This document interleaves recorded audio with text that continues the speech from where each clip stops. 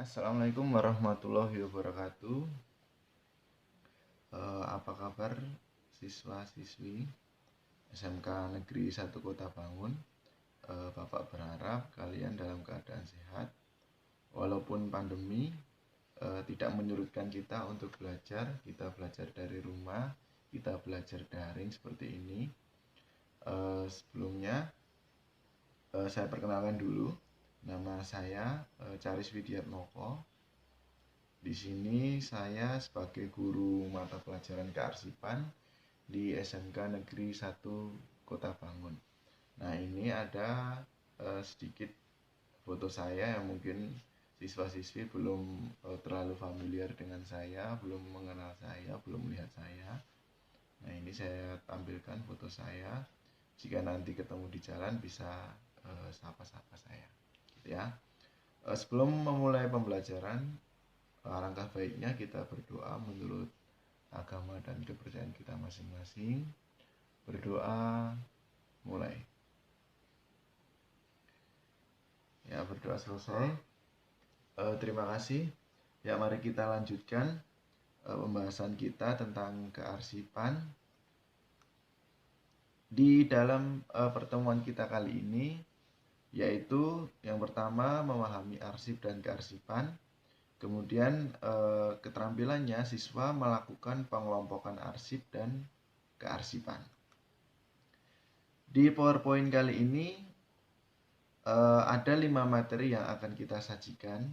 Tapi di pertemuan kali ini, di pertemuan pertama, kita membahas 3 materi dulu, kemudian 2 materi yang lainnya nanti kita bahas di pertemuan selanjutnya. Ya, langsung saja, pertama materinya tentang pengertian arsip dan kearsipan, fungsi arsip, macam-macam arsip, asas pengelolaan arsip, dan yang kelima, daur hidup arsip. Ya, langsung saja kita ke pengertian arsip dan kearsipan. Sebelum ke pengertian arsip dan kearsipan, kita simak dulu foto atau gambar setelah ini. Nah, di sini ada gambar baju. Baju di sebelah kiri itu berantakan, kemudian baju di sebelah kanan itu tertata rapi, gitu ya. Nah, menurut kalian itu yang pertama kalian lebih suka yang mana dulu? Berantakan atau yang rapi? Pasti yang rapi dong. Nah, kenapa? Karena kalau baju yang tertata rapi itu memudahkan kita untuk mencari baju yang akan kita gunakan itu. Ya, misalnya kita sudah kesiangan, sudah telat, masih mencari baju, ini mana seragamku, ini mana seragamku. Nah, kalau baju yang berantakan, otomatis kita memerlukan waktu yang lama, sudah kucel, membutuhkan waktu lama, tidak rapi, dan sebagainya, gitu ya. Nah, terus apa hubungannya sama kearsipan? Kita lihat dulu di foto selanjutnya. Ada buku yang tertumpuk, tidak tertata rapi. Ada satunya mungkin seperti perpustakaan, ya, dia tertata rapi. Misalnya kita mau nyari buku nih, buku tentang biologi. Nah, kalau tertumpuk rapi seperti itu, kita enak mencarinya, enak. Nah, tapi kalau tertumpuk misalnya itu berantakan dan lain sebagainya, kita pasti kesusahan, sudah lama, memerlukan mungkin tenaga, kita harus bongkar, angkat sini, angkat situ. Nah, kalau tertata rapi seperti sebelah kanan mungkin akan lebih mudah, gitu ya. Nah, nanti kita sambungkan sama materi apa hubungannya, gitu ya. Nah, kita mulai ke materinya, yaitu tentang arsip. Nah, kata arsip itu sudah ada di dalam bahasa Belanda, gitu ya. Nah, disebut arsip. Kemudian bahasa Inggris, bahasa Latin, bahasa Yunani. Nah, di Indonesia disebutlah dengan bahasa arsip, gitu ya. Nah, kita cari tahu dulu arsip. Di sini menurut Deliangge, arsip adalah kumpulan warkat yang secara sistematis karena mempunyai suatu kegunaan agar setiap kali diperlukan dapat secara cepat ditemukan kembali, gitu ya. Jadi kumpulan kumpulan warkat. Warkat itu kayak kertas atau apa, buku dan lain sebagainya. Nah, kemudian dikumpulkan. Nah, terus kegunaannya apa? Kita setiap kali memerlukan itu bisa ditemukan secara cepat. Makanya kita harus tata secara sistematis seperti itu. Nah, menurut yang lain, menurut Lundgren, menyatakan arsip sebagai suatu bukti dari suatu kejadian atau kegiatan yang direkam dalam bentuk nyata sehingga memungkinkan untuk diketemukan kembali. Jadi apapun itu, sistemnya apa, intinya kita menyimpan, kita butuh, bisa cepat kita menemukan. Mungkin hanya 5 detik, 10 detik, seperti itu. Ya. Nah, ini pengertian dari beberapa pendapat, dua pendapat tadi itu, maka kita simpulkan bahwa arsip itu adalah kumpulan data, warkat, atau surat, atau naskah berupa kertas, berkas, foto, film, mikrofilm, rekaman suara, dan lain sebagainya dalam segala bentuk dan sifatnya yang dibuat atau diterima oleh perusahaan pemerintah atau swasta atau perorangan yang mempunyai kegunaan yang disusun menurut sistem tertentu untuk mempermudah dalam penyimpanan dan penemuan kembali dengan cepat dan tepat. Ya. Jadi kesimpulannya itu kayak ada kumpulan data, atau misalnya kalian mempunyai data kalian. Nah, data itu apa? Nanti kita bahas di macam-macam arsip. Jadi kumpulannya itu kalian simpan dalam lemari menggunakan sistem. Sistem itu menurut kalian itu paling bagus itu seperti apa? Jadi datanya kalian kumpulkan di lemari, kemudian ada orang tua kalian atau siapapun yang membutuhkan data itu. Nah, tolong ambilkan data ini. Nah, kemudian kalian mencarinya di lemari itu hanya memerlukan waktu mungkin 10 detik atau kurang dari 10 detik kalian bisa menemukan, atau tidak berjam-jam, di mana sih ini BPKB saya, di mana sih ini STNK-nya, di mana sih ini KTP-nya. Nah, itu berarti arsip kalian itu tidak kalian simpan dengan baik, seperti itu. Nah, kemudian selanjutnya tentang kearsipan. Kearsipan merupakan suatu proses kegiatan mulai dari penerimaan, pengumpulan, pengaturan, pemeliharaan, dan penyimpanan dokumen menurut sistem tertentu agar mudah ditemukan kembali saat dibutuhkan serta pemusnahan. Jadi namanya arsip itu pasti kita mulai. Nah, kita dapat arsip itu dari mana? Kita kumpulkan. Setelah kita kumpulkan, kita atur ini menggunakan sistem seperti ini. Ini kita pelihara, kita simpan. Nah, terus kita kalau membutuhkan, kita bisa ambil lagi barangnya itu. Gitu ya. Itu namanya kearsipan. Oke. Jadi fungsi arsip itu yang pertama, aktivitas kantor atau organisasi akan berjalan dengan lancar. Jadi tadi itu ya, arsip. Kemudian dapat dijadikan bukti-bukti tertulis apabila terjadi masalah. Nanti bisa jadi bukti. Dapat dijadikan sebagai sarana komunikasi secara tertulis. Dapat dijadikan bahan dokumentasi. Dapat menghemat waktu, tenaga, biaya. Nah, ini yang paling penting. Sebagai alat pengingat, sebagai alat penyimpan warkat, sebagai alat bantu perpustakaan di organisasi apabila memiliki perpustakaan itu. 9. Merupakan bantuan yang berguna bagi pimpinan dalam menentukan kebijaksanaan organisasi. Nah, oke, kita ke inti pertemuannya. Jadi kalian tadi kan belum tentu belum tahu maksud saya, belum tahu apa itu arsip. Arsip itu apa saja sih contohnya? Arsip itu kayak mana sih bentuknya? Nah, mari kita bahas di macam-macam arsip. Nah, macam-macam arsip itu bisa dilihat dari subjek atau isinya, gitu ya. Yang pertama ada namanya arsip keuangan. Nah, arsip keuangan itu seperti apa? Arsip keuangan itu seperti laporan keuangan, bukti pembayaran, daftar gaji,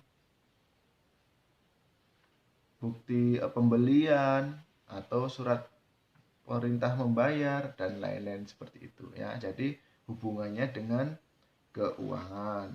Kemudian yang kedua yaitu arsip kepegawaian. Nah, arsip kepegawaian itu seperti daftar riwayat hidup pegawai, misalnya surat lamaran pegawai tentunya, kemudian SK pegawai, rekap absen, dan lain-lain. Yang ketiga, arsip pemasaran. Nah, pemasaran ya, namanya pemasaran berasal dari kata pasar. Berarti seperti surat penawaran, surat pesanan, daftar harga, nah, dan lain-lain. Kemudian yang keempat yaitu arsip pendidikan, berarti hubungannya dengan dunia pendidikan, seperti daftar hadir, rapot, transkrip nilai, dan lain-lain. Nah, itu menurut subjek atau isinya. Sekarang yang kedua, menurut bentuk dan wujudnya. Nah, menurut bentuk dan wujudnya itu berarti arsip itu bentuknya seperti apa. Nah, artinya apakah kita pernah melihatnya arsip itu gitu loh ya. Nah, tadi berwujud. Arsip itu bisa berwujud atau ada bentuknya. Nah, yang pertama dia bisa berwujud surat. Nah, misalnya ada surat pesanan tadi, berarti kan kertas nih, ya kan? Nah, dia bentuk surat. Surat itu kan bisa 1 lembar, 2 lembar. Nah, ketika kalian punya itu namanya arsip ya, bisa dikatakan arsip. Kemudian gambar, foto, peta. Nah, misalnya kalian punya HP. Nah, kemudian HP kalian bisa foto-foto ini, foto ini. Nah, kemudian kalian simpan. Oh, ini foto saya waktu SD. Oh, ini foto saya waktu SMP. Nah, dan lain sebagainya. Oh, ini foto saya waktu liburan. Nah, kalian simpan. Gitu ya. Nah, peta misalnya denah perusahaan dan lain sebagainya. Itu juga dinamakan arsip, bisa disimpan. Nah, kemudian arsip bisa berupa CD atau DVD. Mungkin zaman dulu itu orang-orang atau mungkin bapak kalian, orang tua kalian, ibu kalian dan lain sebagainya itu suka mengkoleksi atau membeli kaset atau CD atau DVD, misalnya ini lagu tentang Tembang Kenangan, ini lagu tentang Kus Plus dan lain sebagainya. Nah, makanya suka menyimpan CD atau DVD seperti itu gitu ya. Nah, diarsipkan ketika bapak, ibu atau siapa kakak kalian ingin menyetel lagu, nah itu tinggal mencari kaset CD atau DVD itu ya. Nah, kalian mencarinya, tolong nak ambilkan CD tentang Tembang Kenangan. Nah, tolong ambilkan tentang lagunya Kus Plus. Nah, kalian bisa ngambil secara cepat. Itu namanya arsip ya. Kemudian pita rekaman, mikrofilm, disket dan lain-lain. Nah, mungkin disket itu sekarang kalian sudah nggak mengenal. Kalau zaman bapak dulu ada namanya disket. Disket itu di bawahnya CD ya, jadi bentuknya kotak seperti itu. Nah, itu menurut bentuk dan wujudnya. Kemudian yang ketiga, itu menurut nilai gunanya. Nah, jadi arsip itu bisa dijadikan seperti bernilai informasi. Nah, contohnya apa? Pengumuman, pemberitahuan, undangan. Nah, jadi kan dia informasi. Ada lebaran pengumuman nih, ada selebaran pemberitahuan, ada selebaran undangan. Nah, itu namanya bisa dijadikan sebagai informasi.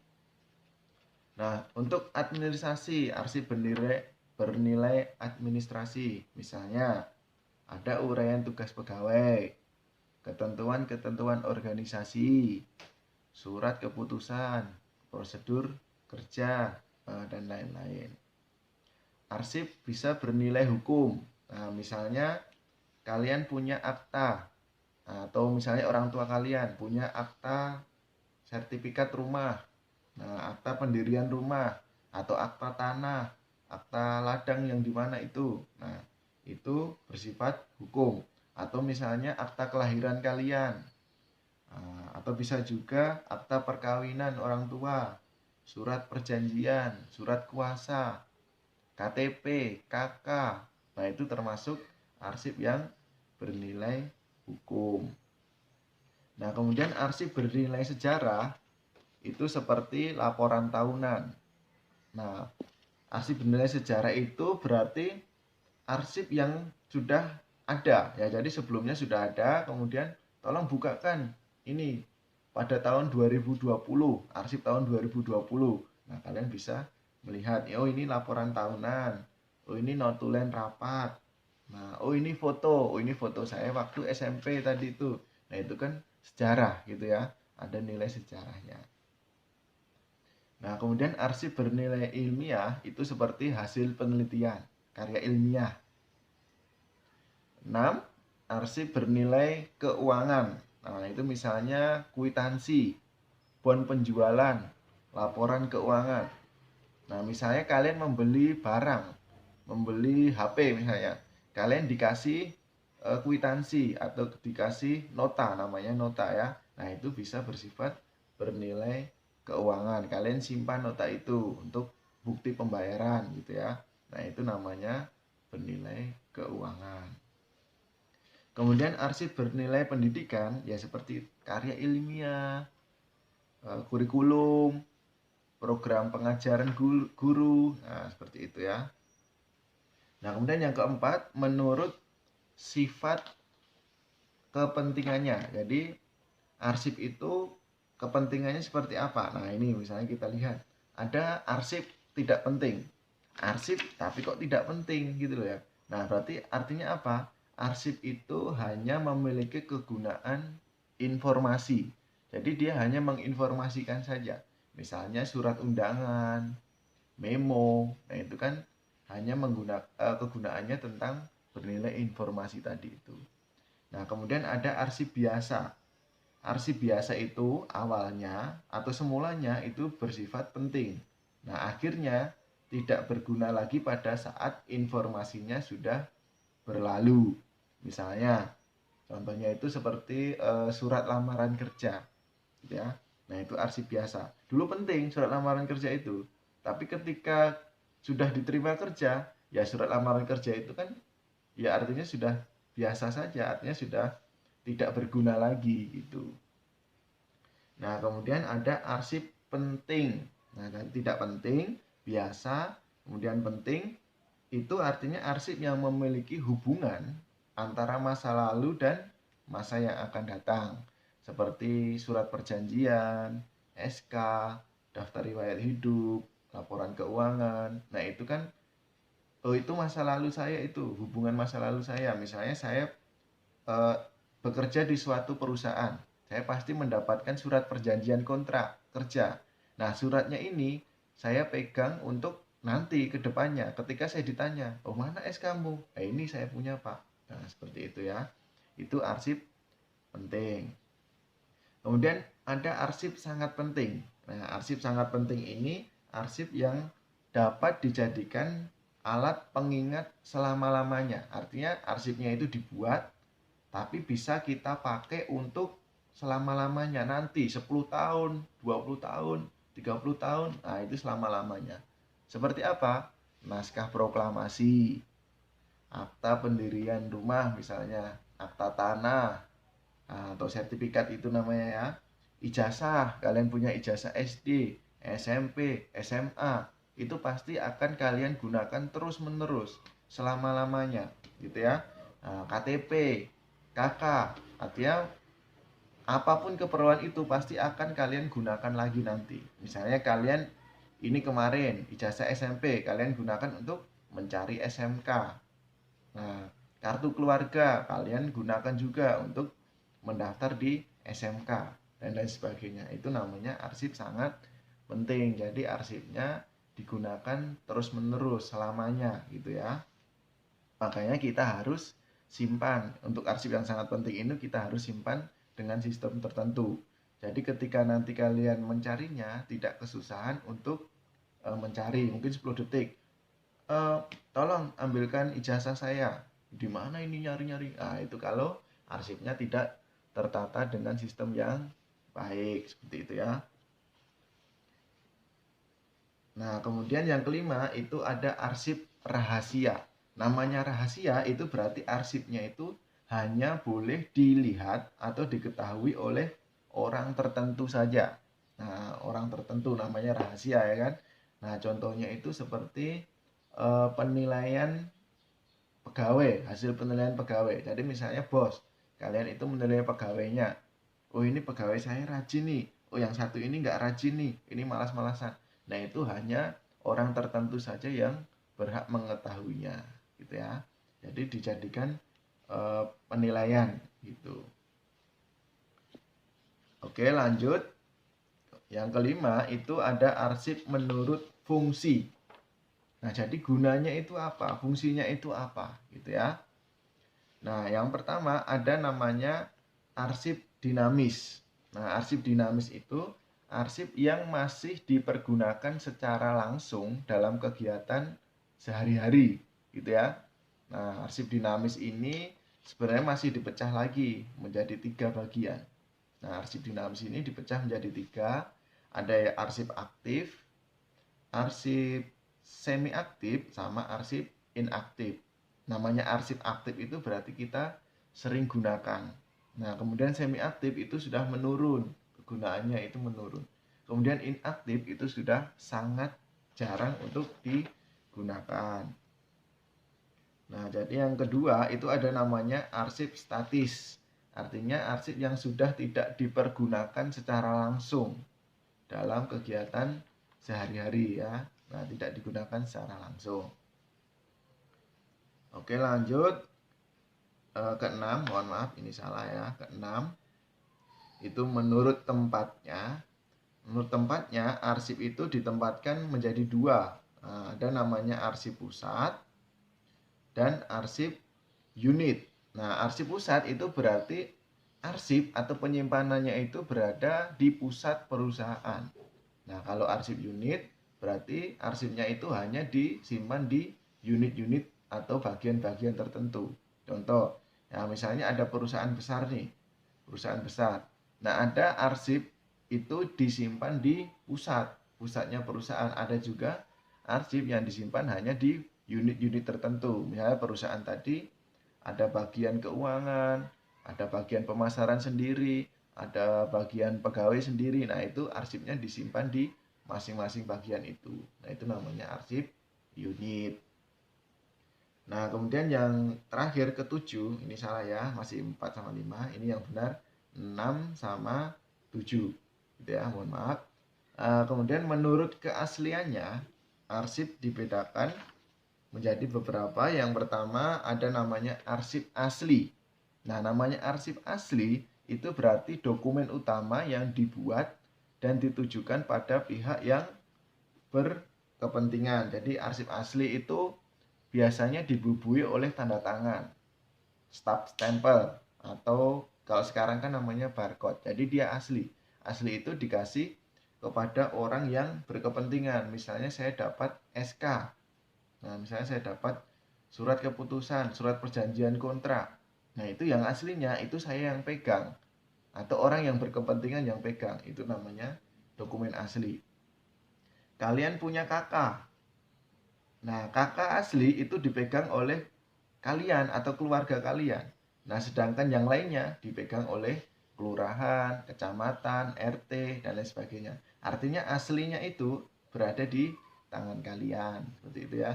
KTP, BPKB, STNK, seperti itu. Itu dibuat asli, dan aslinya dipegang sama yang berkepentingan. Kemudian yang kedua ada namanya arsip tembusan. Nah, sama misalnya asli tadi. Asli itu kalian punya nota atau kakak, ya. Nah, jadi yang asli kalian pegang, kemudian yang salinannya tadi, tembusannya tadi itu dipegang oleh pihak lain ya. Nah, kemudian ada namanya arsip salinan. Arsip salinan itu sama seperti duplikasi atau arsip yang dicetak ulang. Nah, atau arsip yang diketik ulang. Jadi arsip yang asli tadi seperti apa diketik ulang. Nah, itu namanya arsip salinan atau arsip duplikasi gitu ya. Jadi diketik ulang seperti arsip asli. Kemudian yang keempat ada namanya arsip petikan. Nah, kalau arsip petikan itu dibuat seperti arsip asli tapi hanya mengutip sebagian. Kalau salinan tadi persis sama persis, tapi kalau petikan itu hanya sebagian saja ya, sebagian yang diambil dari dokumen asli. Nah, kemudian yang terakhir ke-8, mohon maaf lagi nomor saya belum dirubah. Yang ke-8 itu menurut kekuatan hukum dibagi menjadi dua juga. Ada namanya arsip autentik dan arsip tidak autentik. Nah, arsip autentik ini itu arsip yang tanda tangan asli dengan tinta. Tanda tangannya asli dengan tinta. Atau dikasih stempel, itu namanya arsip autentik. Jadi arsip autentik ini untuk kekuatan hukumnya itu dikatakan hukum yang sah. Nah, jadi ketika ada yang bawa ini sertifikat, loh ini sertifikatnya kok tidak ada tanda tangan asli, tidak ada tintanya. Nah, berarti ini sertifikatnya ini palsu ini. Ini saya punya yang asli, ini yang saya yang sah. Jadi arsip saya yang mempunyai hukum yang sah karena asli ya. Nah, karena ada tanda tangan sama tinta basah. Nah, kemudian arsip tidak autentik itu berarti yang tidak terdapat tinta asli. Nah, atau stempel, tidak ada stempel yang asli atau basah, tanda tangan basah atau stempel basah. Nah, jadi arsip autentik ini biasanya hanya lembaran fotokopi. Nah, atau ciplaan ya, fotokopi berwarna atau lain sebagainya. Makanya hati-hati. Jadi ketika kita mempunyai ijazah misalnya kita kan ijazah asli, berarti kita simpan dengan baik. Ijazah asli itu bisa dilihat dari tanda tangan kepala sekolah kalian yang basah, atau ada stamp stempelnya asli itu ya. Nah, kalau yang tidak asli atau fotokopi itu tidak autentik atau tidak bisa kita gunakan gitu ya. Makanya yang autentik ini kalian simpan dengan baik-baik.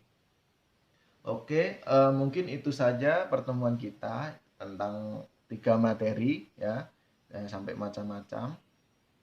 Untuk asas pengelolaan arsip sama daur hidup arsip bisa kita bahas di pertemuan minggu depan. Ya, jadi ada tugas nanti untuk kalian itu tugasnya tentang kearsipan atau materi yang saya paparkan sekarang.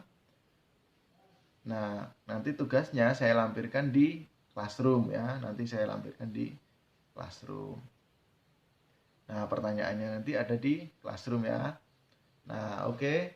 Saya rasa pertemuan kita saya cukup sampai sekian. Apabila ada salah kata, saya mohon maaf. Ada pertanyaan bisa japri saya pribadi nanti atau bisa ditanyakan di Classroom. Gitu ya. Nah, terima kasih sudah menonton. Terima kasih sudah memperhatikan penjelasan tentang arsip dan kearsipan dari saya. Kurang lebihnya saya mohon maaf. Semoga kita semua selalu sehat, jaga kesehatan, terapkan protokol kesehatan, pakai masker, tidak usah berpergian dulu. Nah, kita hanya di rumah saja. Kita belajar bisa dari rumah. Oke, salam sehat dari saya. Terima kasih.